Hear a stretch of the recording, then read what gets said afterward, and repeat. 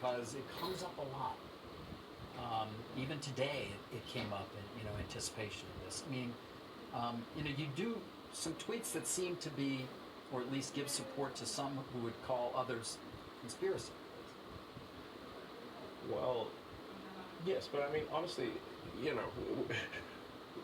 some of these conspiracy theories have turned out to be true.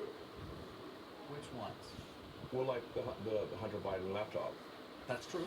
Yeah. Yeah. So, that was a pretty big deal. There was Twitter and others engaged in active suppression of information that was relevant to the public. And that's a terrible thing that happened. That's likely interference. But how do you make a choice?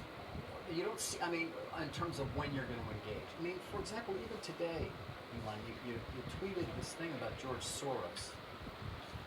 I'm looking for it because I want to make sure I quote it properly. But I mean, you know what you wrote. But you basically. It reminds me of Magneto. It's like, calm down, people. This is not what made a critical case out of it. You also, he said he wants to erode the very fabric of civilization, and Soros hates humanity. Like, when you do something like that, do you I think that's true. That's my opinion. Okay, but why share it?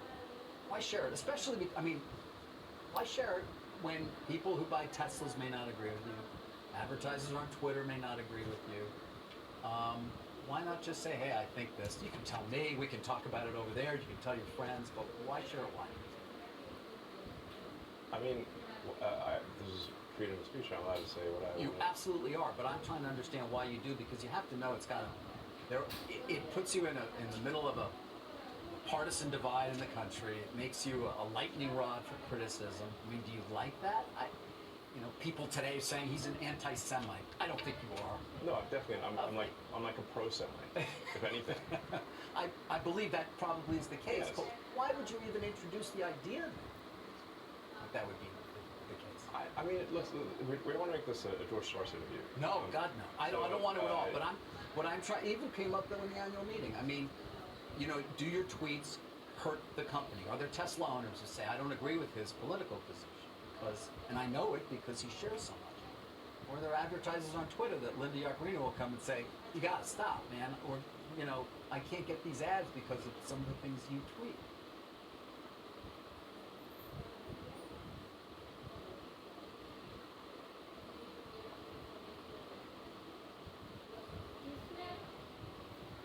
I'm reminded of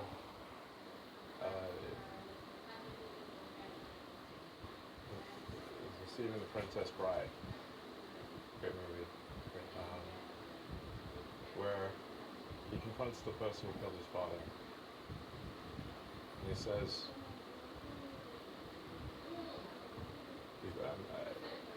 offer me money, offer me power, I don't care.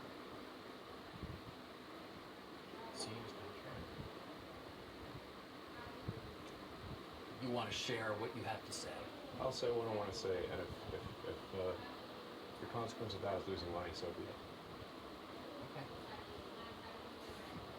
But I mean, when you link to somebody who's talking about the guy who killed children in a mall in Allen, Texas, and you say something like it might be a bad psyop. I'm not quite sure what you meant, but.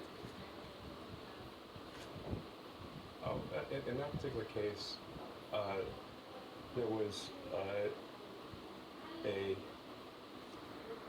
somehow that's not that the people were killed, but it was, I think, incorrectly ascribed to be a white supremacist action, and the evidence for that was some obscure Russian website that no one's ever heard of, that had no followers. And the company that found this is Bellingcat. Right. And do you know what Bellingcat does? PSYOPs. Right. I couldn't really even follow exactly what it was you were trying to express there, so that's in part why I was curious. I'm saying that I thought the ascribing it to white supremacy was bullshit. Okay.